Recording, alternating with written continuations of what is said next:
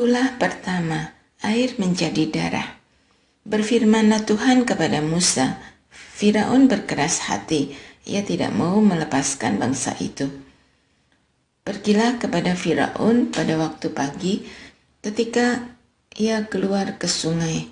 Nantikanlah dia di tepi sungai Nil, dan bawalah di tanganmu tongkat yang tadinya berubah menjadi ular. Katakanlah kepadanya, Tuhan, Allah orang Ibrani mengutus aku kepadamu untuk mengatakan, biarkanlah umatku pergi, supaya mereka beribadah kepadaku di padang gurun. Tetapi sampai sekarang engkau tidak mau mendengarkan. Sebab itu beginilah firman Tuhan, dengan ini engkau akan mengetahui bahwa akulah Tuhan. Lihat, dengan tongkat yang di tanganku ini akan kupukul air yang di sungai Nil, dan air itu akan berubah menjadi darah. Ikan dalam sungai Nil akan mati, dan sungai Nil akan berbau busuk, sehingga orang Mesir tidak dapat minum air dari sungai Nil ini. Tuhan berfirman kepada Musa, katakanlah kepada Harun, ambillah tongkatmu, ulurkanlah tanganmu ke atas segala air di Mesir, ke atas sungai, selokan, kolam, dan ke atas segala penampungan air yang ada pada mereka, supaya semuanya menjadi darah. Di seluruh tanah Mesir akan ada darah, bahkan dalam wadah kayu dan wadah batu. Demikianlah Musa dan Harun berbuat seperti yang difirmankan Tuhan. Tongkat itu diangkat dan dipukulkan pada air sungai Nil di depan mata Firaun dan pegawai-pegawainya, sehingga seluruh air di sungai Nil berubah menjadi darah. Lalu ikan di sungai Nil mati dan sungai itu berbau busuk, sehingga orang Mesir tidak dapat meminum air dari sungai itu. Di seluruh tanah Mesir ada darah. Tetapi ahli ilmu gaib Mesir dengan ilmu-ilmu mantra mereka membuat hal yang serupa, sehingga Firaun berkeras hati dan tidak mau mendengarkan mereka berdua, seperti yang telah difirmankan Tuhan. Firaun berbalik lalu masuk ke istananya dan tidak mempedulikan hal itu juga. Tetapi semua orang Mesir menggali-gali di sekitar sungai Nil mencari air untuk diminum, sebab mereka tidak dapat meminum air sungai Nil. Demikianlah genap 7 hari berlalu setelah Tuhan memukul sungai Nil. Tulah kedua, Katak. Berfirmanlah Tuhan kepada Musa, pergilah menghadap Firaun dan katakan kepadanya, beginilah firman Tuhan, biarkanlah umatku pergi, supaya mereka beribadah kepadaku. Jika engkau tidak mau melepaskannya, aku akan menulahi seluruh daerahmu dengan katak. Kata-kata akan mengerayap dalam sungai Nil, lalu naik dan masuk ke dalam istanamu dan kamar tidurmu, sampai ke dalam tempat tidurmu, ke dalam rumah pegawai-pegawaimu dan rakyatmu, bahkan ke dalam pembakaran rotimu, serta ke dalam tempat adonanmu. Katak-katak itu akan menaiki engkau, rakyatmu, dan semua pegawaimu. Berfirmanlah Tuhan kepada Musa, katakanlah kepada Harun, ulurkanlah tanganmu dengan tongkatmu ke atas sungai, ke atas selokan, dan ke atas kolam, sehingga katak-katak bermunculan meliputi tanah Mesir. Lalu Harun mengulurkan tangannya ke atas segala air di Mesir, sehingga katak-katak bermunculan menutupi tanah Mesir. Tetapi ahli ilmu gaib itu pun dengan ilmu-ilmu mantra mereka membuat hal yang serupa, sehingga katak-katak bermunculan meliputi tanah Mesir. Kemudian Firaun memanggil Musa dan Harun serta berkata, berdoalah kepada Tuhan supaya ia menyingkirkan katak-katak itu dariku dan dari rakyatku, maka aku akan membiarkan bangsa itu pergi, mempersembahkan kurban kepada Tuhan. Kata Musa kepada Firaun, silakan Tuanku tentukan sendiri kapan aku mesti berdoa untukmu, untuk pegawaimu dan rakyatmu, supaya katak-katak itu dilenyapkan dari antara kamu dan dari rumah-rumahmu. kecuali yang terdapat di sungai Nil. Katanya, besok. Lalu kata Musa, jadilah seperti katamu itu, supaya Tuanku mengetahui bahwa tidak ada yang seperti Tuhan Allah kami. Kata-kata itu akan menyingkir darimu, dari rumah-rumahmu, pegawai-pegawaimu dan rakyatmu, dan hanya akan tinggal di sungai Nil. Lalu Musa dan Harun keluar meninggalkan Firaun. Musa berseru kepada Tuhan karena kata-kata yang didatangkannya kepada Firaun. Tuhan melakukan seperti yang diminta Musa, sehingga kata-kata itu mati di rumah, di halaman, dan di ladang. Bangkai-bangkainya dikumpulkan bertumpuk-tumpuk, sehingga tanah itu berbau busuk. Tetapi Firaun melihat keadaan mulai pulih, ia mengeraskan hatinya dan tidak mau mendengarkan mereka seperti yang telah difirmankan Tuhan. Tulah ketiga, nyamuk. Berfirmanlah Tuhan kepada Musa, katakanlah kepada Harun, ulurkan dan pukulkanlah tongkatmu ke debu tanah, sehingga debu itu menjadi nyamuk di seluruh tanah Mesir. Lalu mereka berbuat demikian. Harun mengulurkan tangannya dengan tongkatnya dan memukulkannya ke debu tanah, sehingga nyamuk-nyamuk itu hinggap pada manusia dan binatang. Seluruh debu tanah menjadi nyamuk di seluruh tanah Mesir. Ahli-ahli gaib itu pun dengan ilmu-ilmu mantra mereka membuat hal yang serupa untuk menjadikan nyamuk-nyamuk. Tetapi mereka tidak mampu. Demikianlah nyamuk-nyamuk itu hinggap pada manusia dan binatang. Lalu berkatalah ahli-ahli itu kepada Firaun, ini perbuatan tangan ilahi. Tetapi Firaun berkeras hati dan tidak mau mendengarkan mereka, seperti yang telah difirmankan Tuhan. Tulah keempat, lalat pikat. Berfirmanlah Tuhan kepada Musa, bangunlah pagi-pagi dan pergilah menghadap Firaun ketika ia keluar ke sungai. Dan katakanlah kepadanya, beginilah firman Tuhan, biarkanlah umatku pergi supaya mereka beribadah kepadaku. Jika engkau tidak membiarkan umatku itu pergi, aku akan melepaskan lalat pikat terhadap engkau, pegawai-pegawaimu, rakyatmu, dan rumah-rumahmu, sehingga rumah-rumah orang Mesir, bahkan tanah tempat mereka tinggal akan penuh dengan lalat pikat. Tetapi pada hari itu aku akan mengecualikan tanah Gosyen, tempat umatku tinggal, sehingga di sana tidak terdapat lalat pikat, supaya engkau mengetahui bahwa aku Tuhan ada di negeri ini. Sebab aku akan membuat perbedaan antara umatku dan bangsamu. Besok mujizat ini akan terjadi. Tuhan berbuat demikian sehingga banyak lalat pikat masuk ke dalam istana Firaun, ke dalam rumah pegawai-pegawainya dan seluruh tanah Mesir. Negeri itu menderita karena lalat pikat itu. Lalu Firaun memanggil Musa dan Harun serta berkata, pergilah mempersembahkan kurban kepada Allahmu di negeri ini saja. Tetapi Musa berkata, kami tidak boleh berbuat demikian, sebab kurban yang akan kami persembahkan kepada Tuhan Allah kami adalah hal yang menjijikkan bagi orang Mesir. Apabila kami mempersembahkan kurban yang menjijikkan bagi orang Mesir di depan mata mereka, apakah mereka tidak akan melempari kami dengan batu? Kami harus pergi ke padang gurun 3 hari perjalanan jauhnya untuk mempersembahkan kurban kepada Tuhan Allah kami, seperti yang difirmankannya kepada kami. Lalu kata Firaun, baik, aku akan membiarkan kamu pergi untuk mempersembahkan kurban kepada Tuhan Allahmu di padang gurun.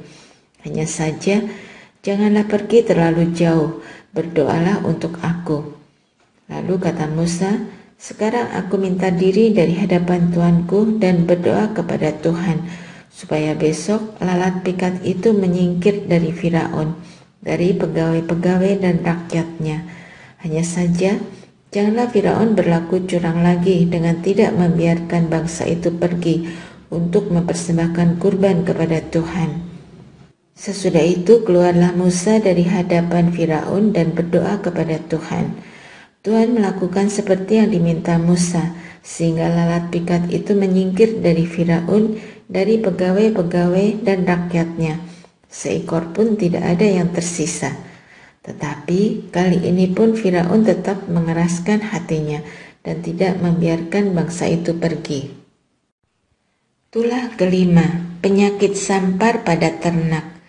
Berfirmanlah Tuhan kepada Musa, "Pergilah menghadap Firaun dan sampaikan kepadanya, beginilah firman Tuhan Allah orang Ibrani.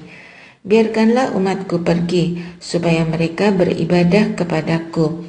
Jika engkau menolak melepaskan mereka dan tetap menahan mereka, lihatlah, tangan Tuhan akan menerpa ternakmu yang ada di padang, kuda, keledai, unta, sapi, dan kambing dombamu akan kena sampar yang dahsyat.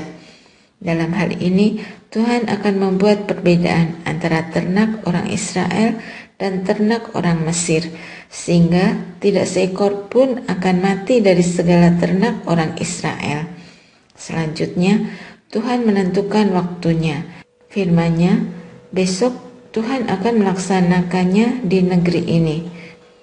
Demikianlah Tuhan lakukan keesokan harinya, segala ternak orang Mesir mati, tetapi dari antara ternak orang Israel tidak seekor pun mati. Lalu Firaun menyuruh orang ke sana.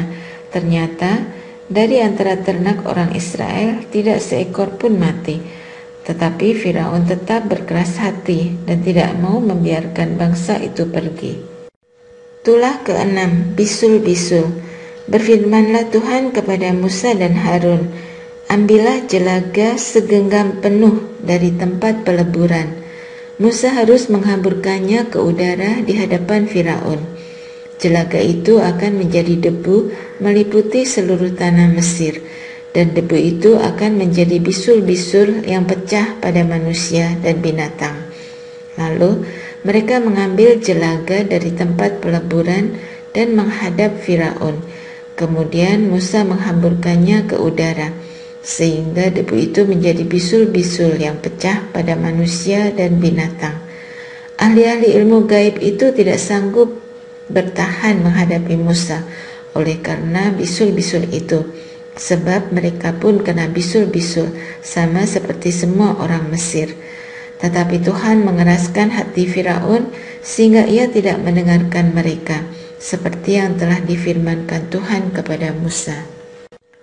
Tulah ketujuh, hujan es. Berfirmanlah Tuhan kepada Musa, "Bangunlah pagi-pagi dan pergilah menghadap Firaun dan katakan kepadanya, beginilah firman Tuhan Allah orang Ibrani. Biarkanlah umatku pergi, supaya mereka beribadah kepadaku.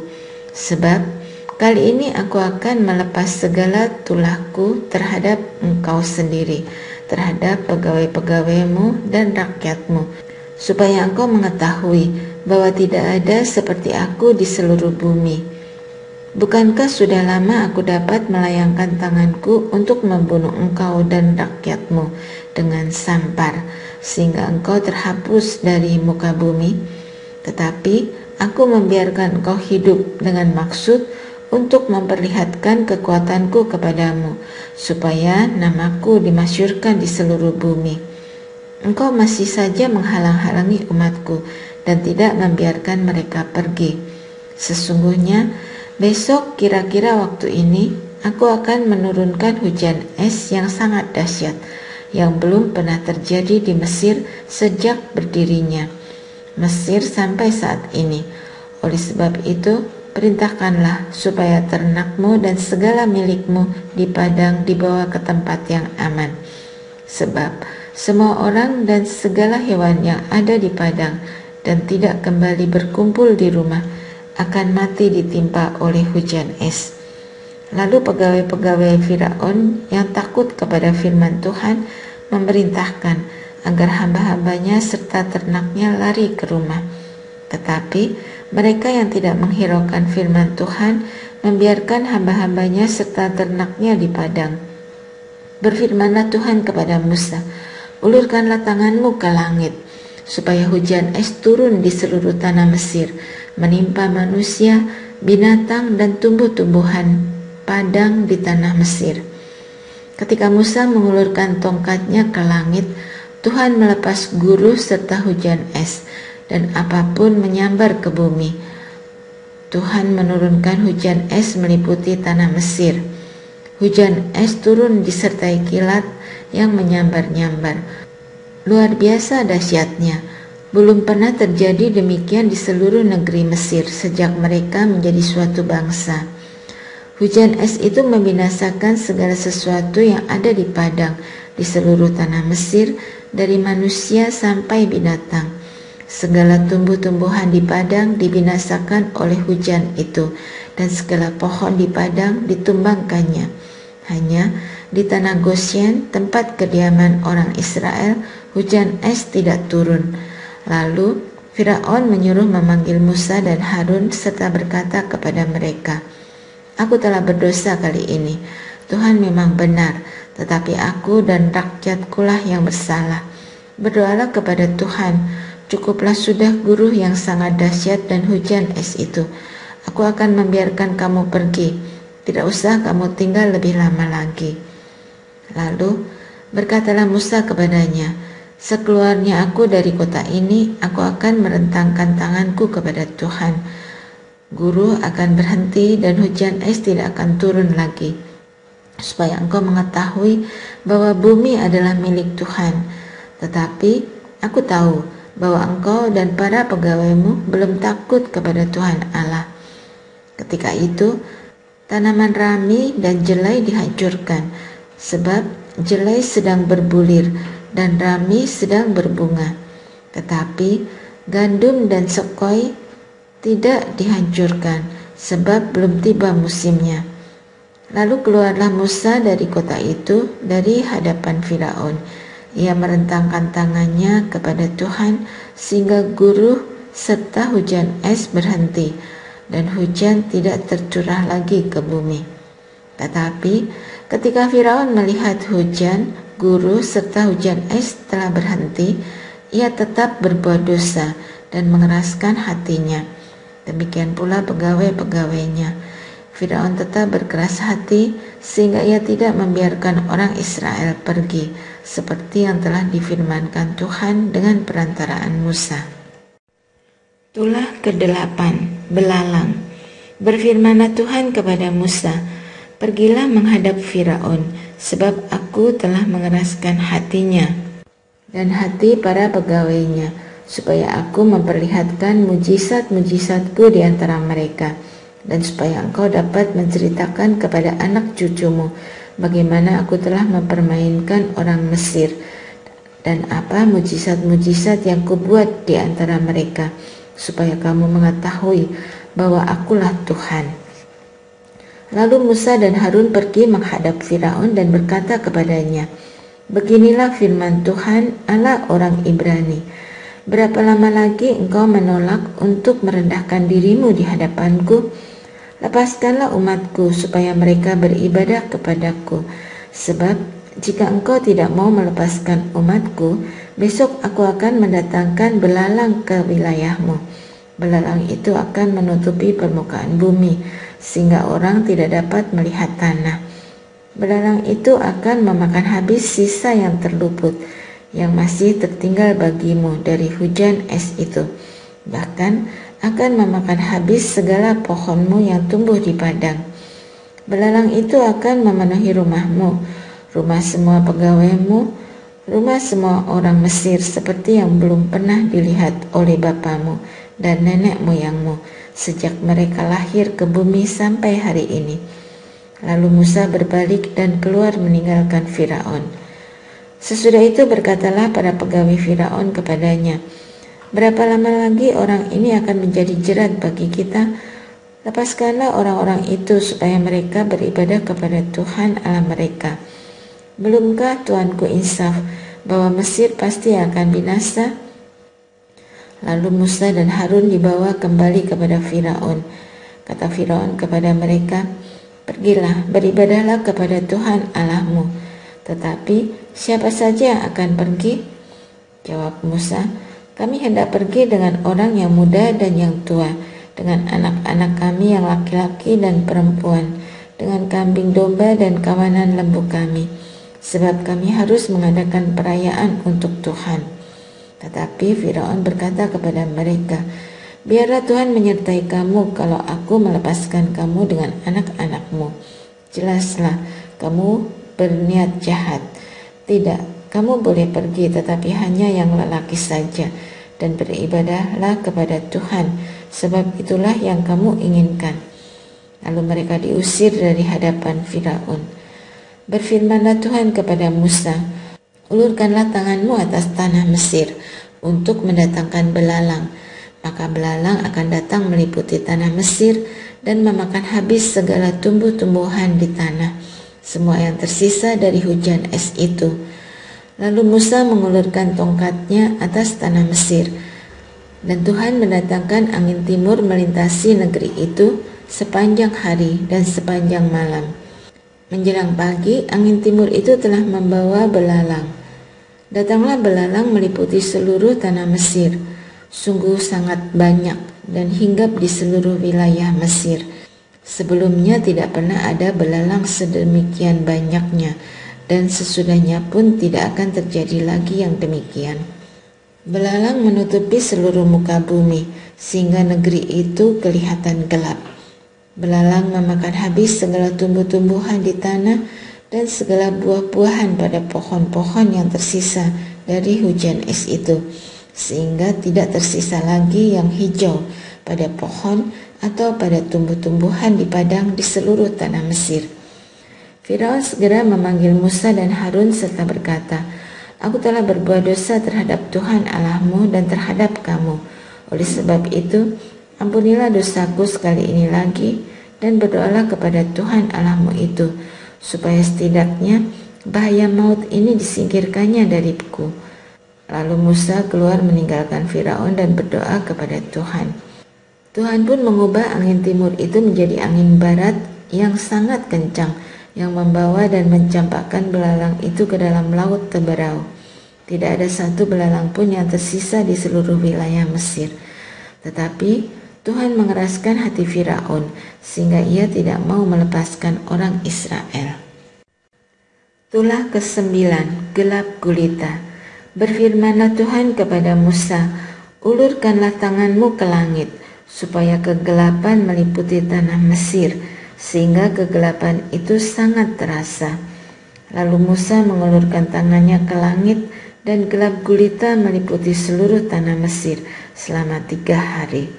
Tidak ada orang yang dapat melihat temannya, juga tidak ada orang yang dapat pindah dari tempatnya selama 3 hari. Namun, di tempat tinggal semua orang Israel terlihat terang. Lalu Firaun memanggil Musa serta berkata, "Pergilah, beribadahlah kepada Tuhan.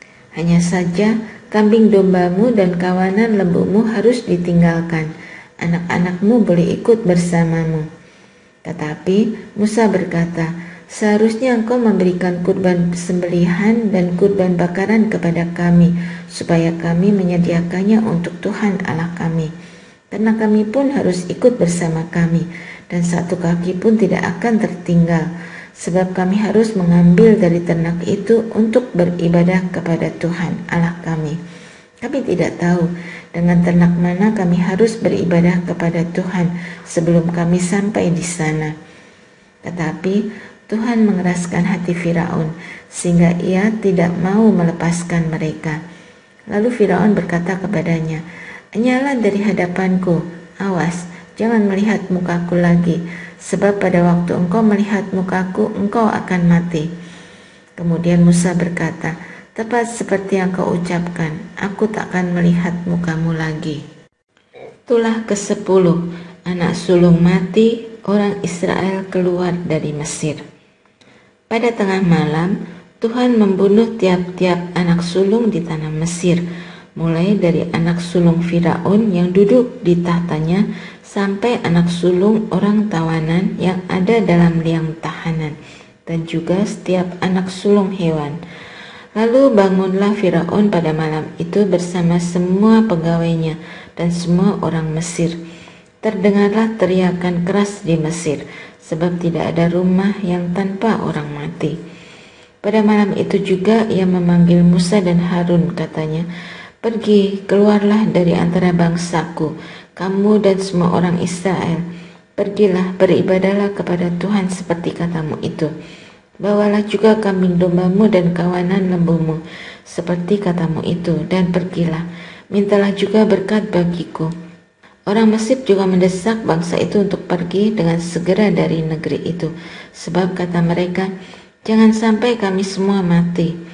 Lalu bangsa itu menaruh adonan itu sebelum diberi ragi ke tempat adonan yang dibungkus dengan kain, lalu mengangkatnya ke atas bahu mereka. Orang Israel juga melakukan seperti kata Musa. Mereka meminta dari orang Mesir barang emas dan perak serta kain. Tuhan membuat orang Mesir berbaik hati terhadap bangsa itu, sehingga memenuhi permintaan mereka. Demikianlah mereka merampasi orang Mesir. Kemudian berangkatlah orang Israel dari Ramses ke Sukot. Kira-kira 600.000 laki-laki berjalan kaki, tidak termasuk anak-anak mereka. Banyak orang dari berbagai bangsa turut dengan mereka, juga amat banyak ternak, kambing domba, dan kawanan lembu. Adonan yang mereka bawa dari Mesir dibakar menjadi roti bundar yang tidak beragi. Adonan itu tidak diberi ragi, karena mereka diusir dari Mesir dan tidak dapat berlambat-lambat, sehingga mereka tidak dapat mempersiapkan bekal. Orang Israel tinggal di Mesir selama 430 tahun. Sesudah 430 tahun, tepat pada hari itu juga, keluarlah segala barisan Tuhan dari tanah Mesir. Malam itulah Tuhan berjaga-jaga untuk membawa mereka keluar dari tanah Mesir. Itulah juga malam untuk semua orang Israel turun-temurun berjaga-jaga bagi Tuhan.